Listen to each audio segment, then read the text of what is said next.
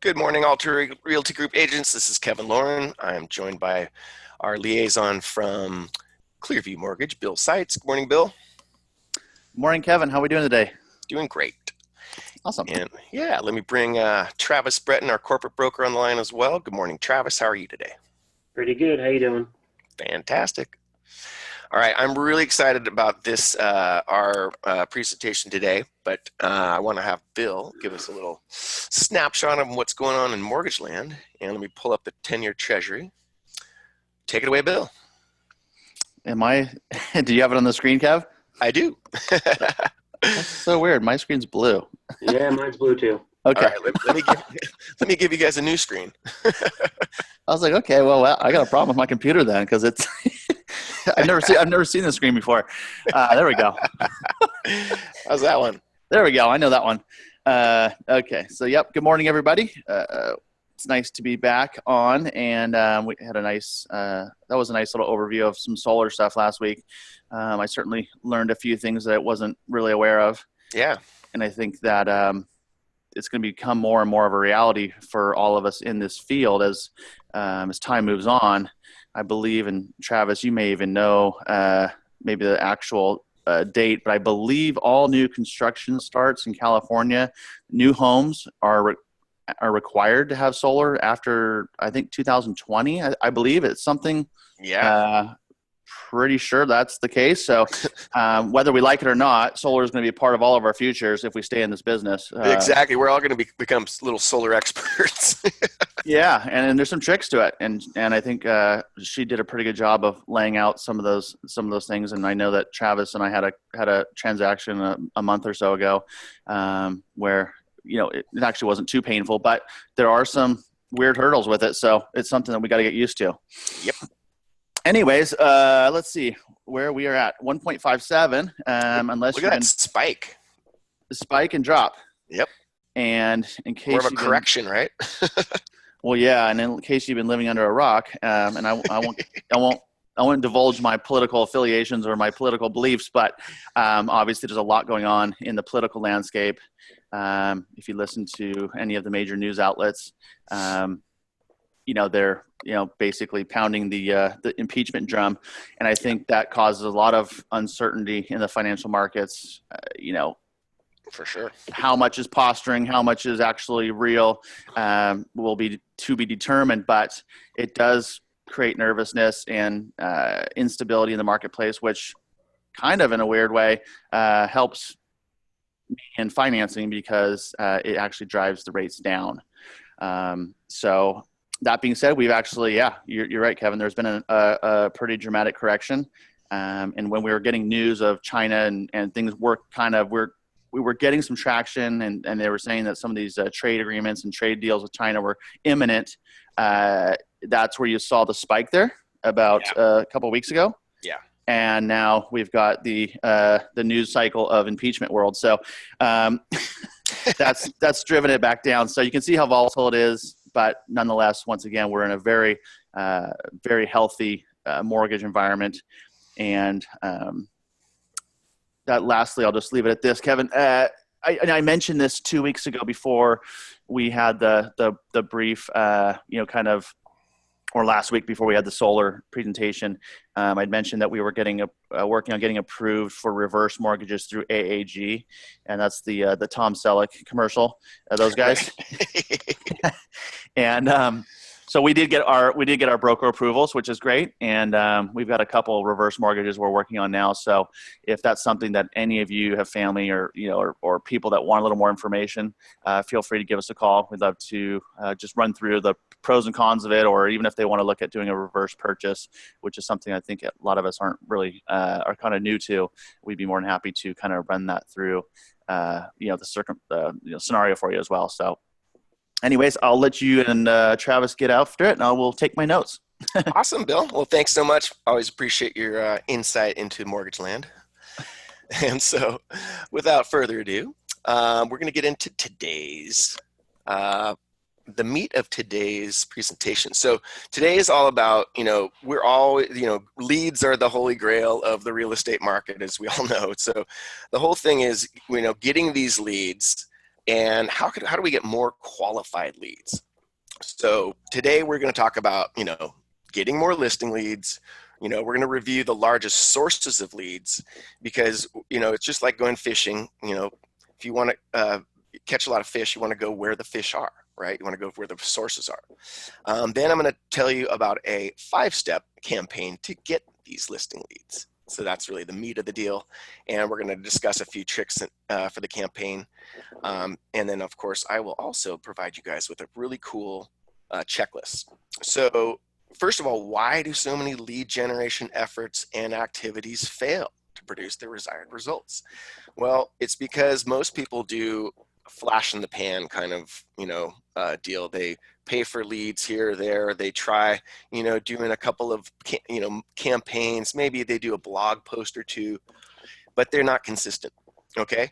So the journey to becoming a client is there are 3 major steps that are really important, and it's important in any business. So the hugest thing is awareness. So awareness in our world, in real estate world, it is when somebody thinks of real estate, they need to think of you. That way they're aware of what you do and that you're there doing business. So just the awareness is the very first part. That doesn't mean anything. It doesn't mean you're going to get a listing just because of the awareness. So the important part is once you establish that awareness, then you get moved into the consideration phase, right? That's where a potential client's they're evaluating options. They're maybe looking at different neighborhoods. They're looking at different realtors. They're, looking to see who might be competent, right, to handle their transaction. And the biggest thing during the consideration phase is, do they trust you, right? So we have to build awareness. And the way that we build awareness is through our systems, right? So I talk all the time about our systems, our emailing, our Facebook and social media campaigns, our monthly newsletters, our, personal touches, right? We talk all about those things. Those are the things that create that awareness, that gets us to the consideration, that leads to a decision.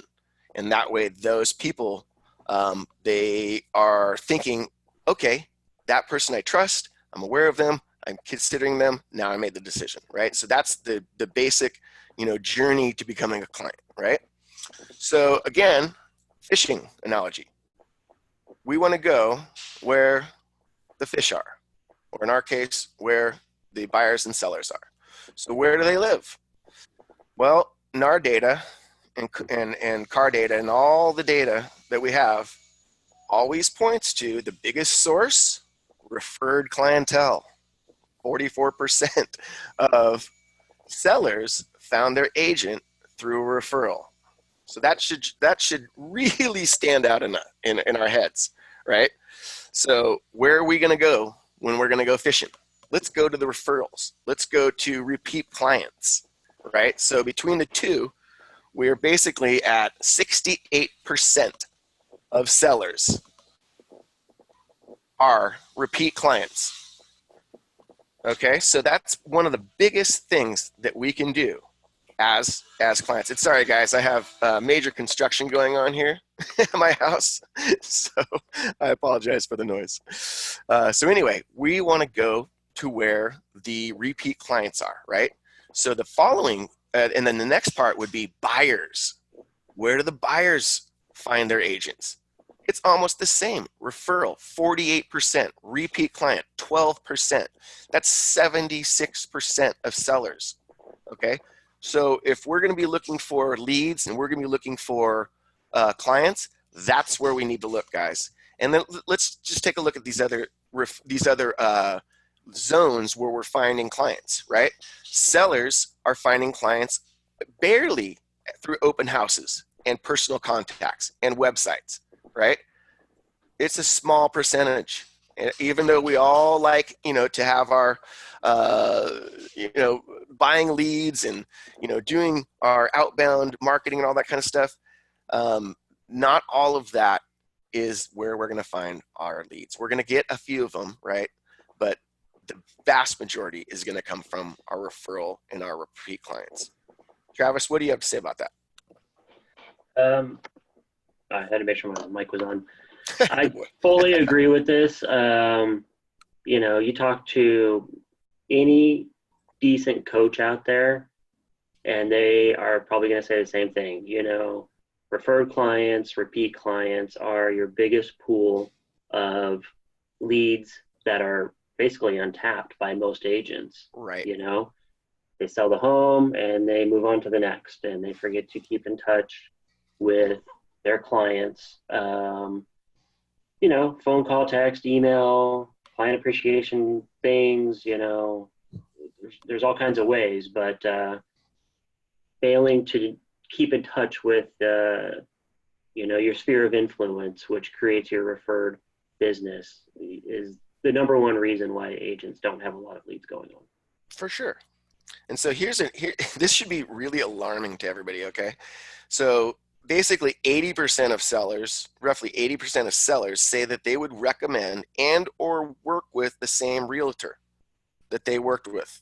However, only 24% of sellers found their agent from a repeat deal. That's atrocious, but we all know it's true. So what does that say? That says that agents as a whole do a horrible job with maintaining contact and awareness with the people that they already did business with. It should be a slam dunk. 80% of sellers say that they would recommend and or work with the same realtor. Why don't they do it?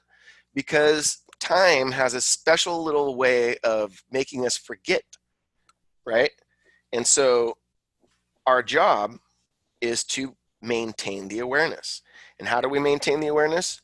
Through consistency. So if we just think that we're going to post a blog post or throw this out there and think that we're going to maintain our contacts, that's not going to happen. And it doesn't happen, as we know. So I challenge you with this. If finding leads is a priority, focus on the largest source of leads and customers first. And people forget this. All realtors forget this, but it's so key. So it's easier to grow your largest source by a little than your smallest source by a lot. And just think about those words for a little bit, because it's really, really important. And so what we do is we use strategic marketing to hit multiple sources simultaneously.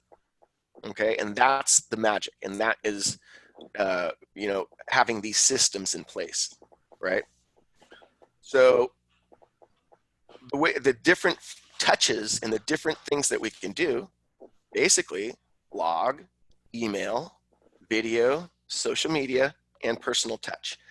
These 5, if you are consistent with these 5, you are going to be very, very, you're going to maintain that awareness, you're going to maintain the consistency, and you're going to get the repeat business, and not only the repeat business, but the referral business, which is so important. Right. And so and just remember, tools, the little tools that we use, they're not a lead source. Facebook is not a lead source. They're just tools to get us in touch with our lead sources. Okay. So people, especially people that come into the business new, they're like, oh, I don't have, a database yet. Well, this is what we do. We build our database constantly so we can be communicating with our database in these ways, in these 5 ways, right? So basically all of these things turn into recommendations and referrals. That turns into word of mouth. That turns into repeat clients and increased reputation. So this is a really, really important thing for everybody to understand. So if I could point out real quick too on that last little side. Absolutely. Those 5 things right there actually don't cost any money. Correct. Each one of them. So you're talking about the biggest pool of leads for the smallest amount of money. It's basically just effort. Exactly. Oh no, we have to do something, right? No, I forget. I think it was Thomas Jefferson said that opportunity is often overlooked because it's dressed in overalls and looks like work. Yeah, it's true. Right. So this is just work, guys. You don't have to spend a dime. Okay, so I take that back. You need to have your CRMs. You need to have your marketing systems. And of course, we provide all that through agent marketing. Your entire system is right here, ready to go. So just getting, it's just a little bit of elbow grease to get all of these things done, right? And so, just picking up the phone, basically, in most cases. Yeah, and so and if you use this system, you're going to have a minimum of 5 touches per contact. They're going to see your blog, they're going to see your email, they're going to see your 30-second little video that you put on Facebook, which is kind of connected to social media. But they're also going to see your other social media stuff, and you're going to also give that person a personal touch. Everybody in your database needs a phone call at least once a quarter or at least once a year. My goodness. So that's, so these are the 5 touches, right? So these are the 5 steps now. So you're going to publish useful real estate info. And I actually have a great blog post that I'm going to send everybody for this month. And so all of you are going to do this. You're going to publish a useful real estate info deal. It's going to be a blog. You're also going to load it into your monthly newsletter that you have the opportunity to have with our agent marketing system. All of our agent marketing systems have the ability to do blogs, right? You can do blogging, and you can also do a monthly newsletter, right? And even if you have the canned newsletters in there, throw a new one in there. Let's throw a new newsletter in there. Like I said, I'm going to give you guys the blueprint. This is it. This is the text. So you guys have a very, very cool with, sources cited, everything ready to go. National snapshot. How's the real estate market? So I'm going to give this to you guys so you can use it. And you're going to do this. Publish the useful real estate info. Then you're going to send that info to people you know. If you're using the agent marketing system, you're going to blast it out through your monthly newsletter system. Then you're going to do a 1 minute, and I think even 1 minute might be too long, 30-second to 1 minute video of yourself talking about the major points in that little blog post. Then you're going to post that video on social media. You're also going to post a link to your blog on social media. And then you're going to go through your database and you're going to call everybody in your database. And you're going to ask them if they received it. Oh, you didn't receive it? Oh, let me make sure you got it. By the way, yeah, I'm Kevin. I'm still over here doing real estate. You're creating awareness, right? So, Travis, do you agree with these simple steps? I do, and actually, this is the golden time of year if you want to get some traction going with social media. If you want to start working your sphere of influence, this is the best time of year, because for the next 3 months, we've got lots of events going on locally. With Halloween coming up, there's all kinds of things coming up for families to do within the city. Then you got Thanksgiving, obviously things going on then, and then you got Christmas, lots of things going on then. So you have got very easy blog content. Yeah. If you want to go that route to share some information, and I recommend the blog route and putting together a little events list of what's going on in your local neighborhood, and sharing that to your business page, and then sharing it from your business page to your personal page or to your personal profile on whatever media outlets you have. And those get the most traction the fastest in anything I've really seen as far as, kind of a quick and easy blog post. So this is a great time of year to really get into this and start off, the new year with already a lot of momentum behind you, because you've had the past 3 months of shareable content, easy shareable content going out. Oh, for sure. And then imagine this. Is Do you think it's easier to promote value and promote cool information, or do you think it's easier to promote yourself as an agent and say, "Hey, look at me"? No, it's easier to promote cool info. You know, hey, I'm going to give you this awesome, market snapshot. What's going on in the market right now? You know, that's you're providing value. It's valuable information. So what does that do? That creates trust. That creates awareness, right? So it's all related. So your blog, email, video, personal touch, advertisement, good content, all that increases awareness. It also increases our, basically the way that it works, as we all know, is people don't need a realtor until they need one. And they don't even think about realtors or give a crap about what realtors are saying until they need one. And then you got to be Johnny on the spot. You got to be top of mind, right? So this is the kind of thing that, really increases our position in the community as a realtor. It makes us the expert, right? And we're not being forgotten. We're always there, and we're there in at least 5 different ways, right? And so the person may not have seen your blog post. They may not have seen your email. They might have seen you on social media. And then, of course, they're going to get your phone call. They may not have picked up, but you left a voicemail. So that is, and I think we use this word quite frequently, omnipresence. So that creates that omnipresence, especially, okay, so that's really, creating your omnipresence with your sphere of influence. And then also couple that with a little bit of social media marketing, some paid advertisement, maybe even some Google AdWords in your area. And then follow up with a quarterly mailer. You are top of mind. You are way out in front of a lot of other realtors. And that's when you get selected, when it becomes time for them to need your services.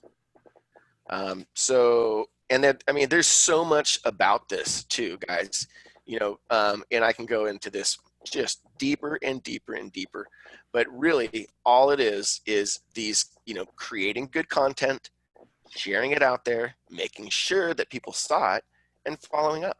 And that's really the basis of all of what we're talking about. So, and then of course, I'll even provide you guys with a little a script for following up. Where's my little follow-up script?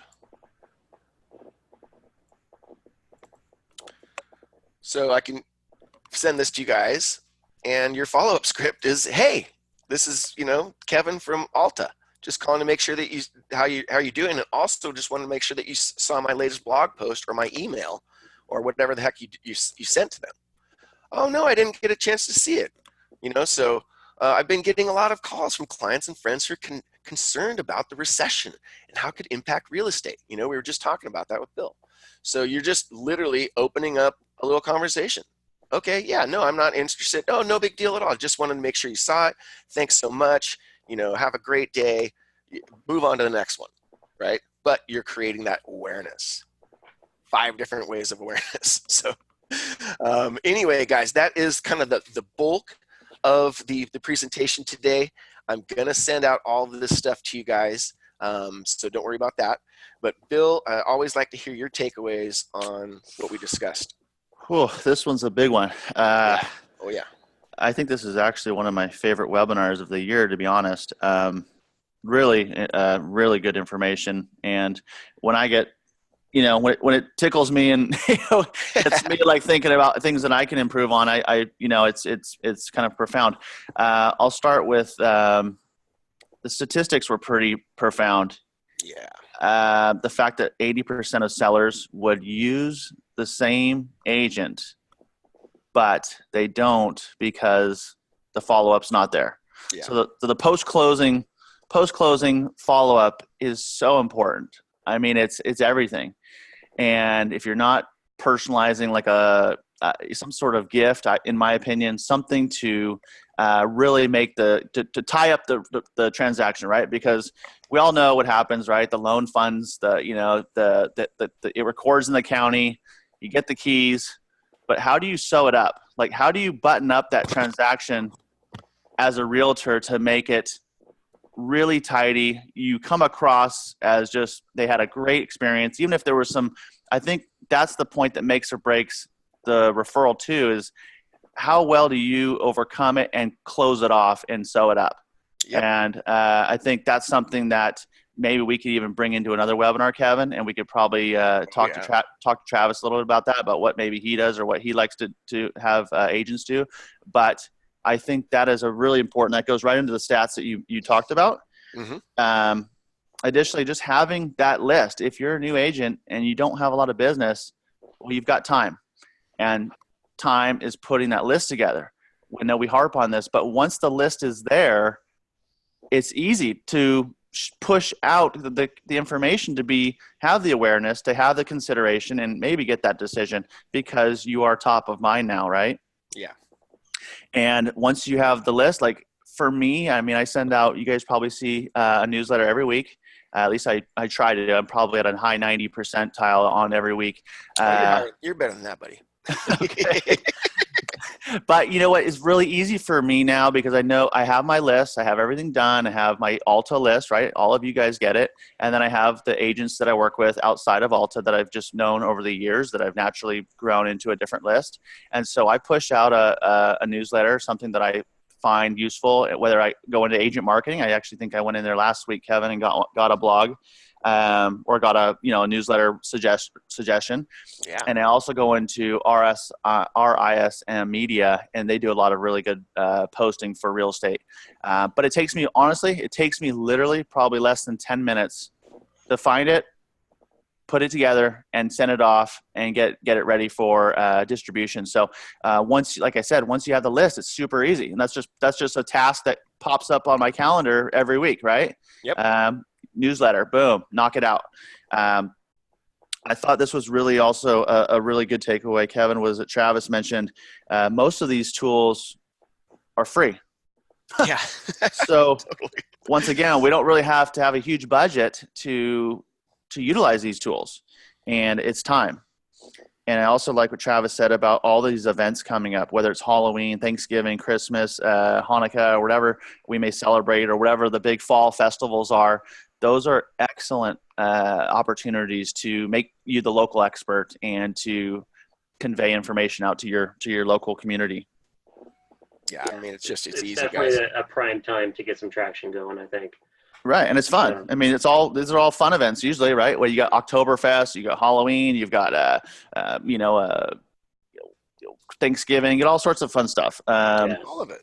And there's always events going on locally, and you could put together a little list, even if it's 5 things, but you want to put it on your own stuff. You don't want to just share. Yeah. Yes. Share, Living Social or something like that. You want to share your own blog post, because that's how you drive traffic back to your stuff. Definitely.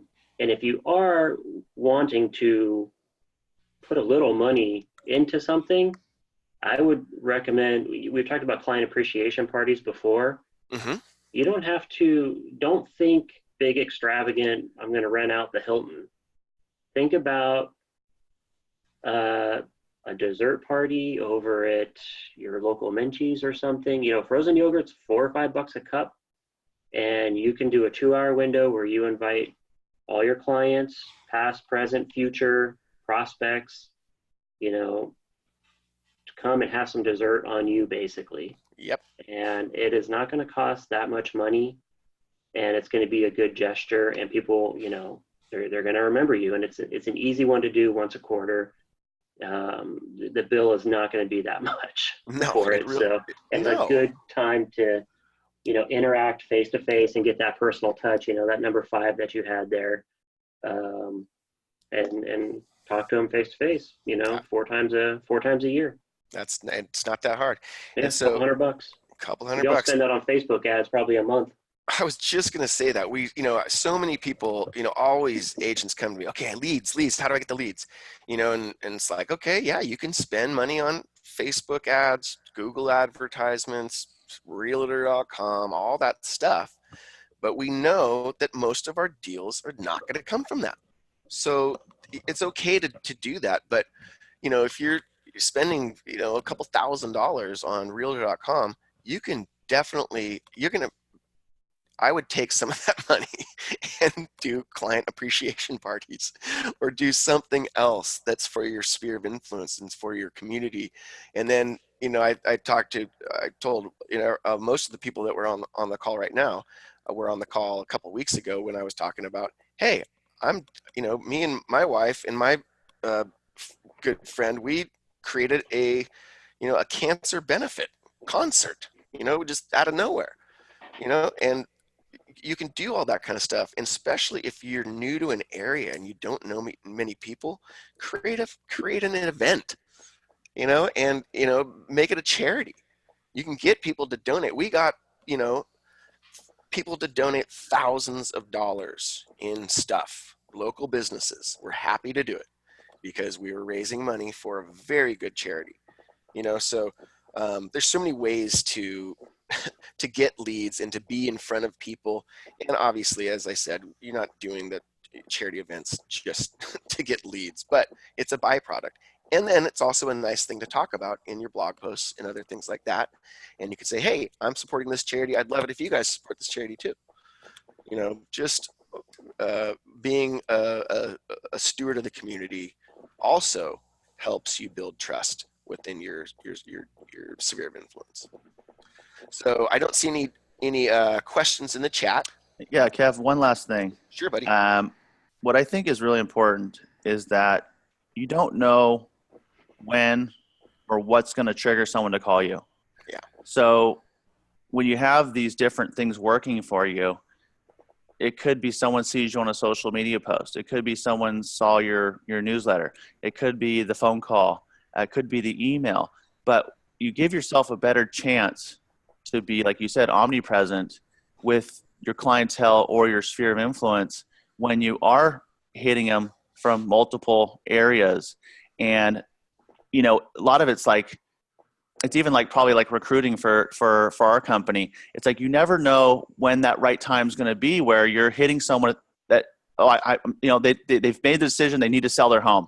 And now, boom, you hit them with that email or you hit them with that social media thing or the phone call.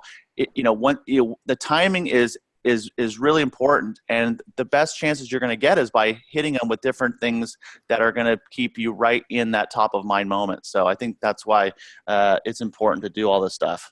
Yeah, and consistency is the key to all this. And I think all of you know that, but it's all good for us to think about it, talk about it, bring it up to top of mind status, and then go out and execute. Absolutely. Because I know where my weak points are, Kevin, and I'll just be totally honest and transparent. Just the social media thing for me is like, I get on social media every day, just check my local, my friends and people that I know. Yeah. And I have a clear view social, but I struggle with the daily or the weekly, bi-weekly posts. And it's something that it's just not, it's for some reason, I just haven't been able, but I know I need to do it. So it's like, these are reminders. And that's why I like these webinars, because I get reminded as well. And I'm not immune to having weaknesses in my armor either, but none of us are, so yeah. And so I appreciate that, Bill. Appreciate your transparency. All right, guys. Well, hey, Travis, thanks for being on the line. Always appreciate your insights. No problem. And just a plug, I think we have a pretty good webinar coming up in, is it 2 weeks with the 1031s? Yes, in 2 weeks, we're going to have a gentleman come on and it's probably going to be more about like a 45-minute webinar, but he's going to talk all about 1031 exchanges, which is really good for all of us to understand. Sometimes those laws change. We got to be up to date on exactly what's going on. And there's been a lot of them lately too, with everybody kind of cashing out at these high prices. So. Yep. So yeah, I'm looking forward to that one. That'll be on the 23rd, October 23rd. Okay. All right, perfect, guys. Well, hey, thanks for being on the webinar. And if you need anything, obviously contact us directly. Get out there, make it a productive week, and we'll see you next week on the webinar.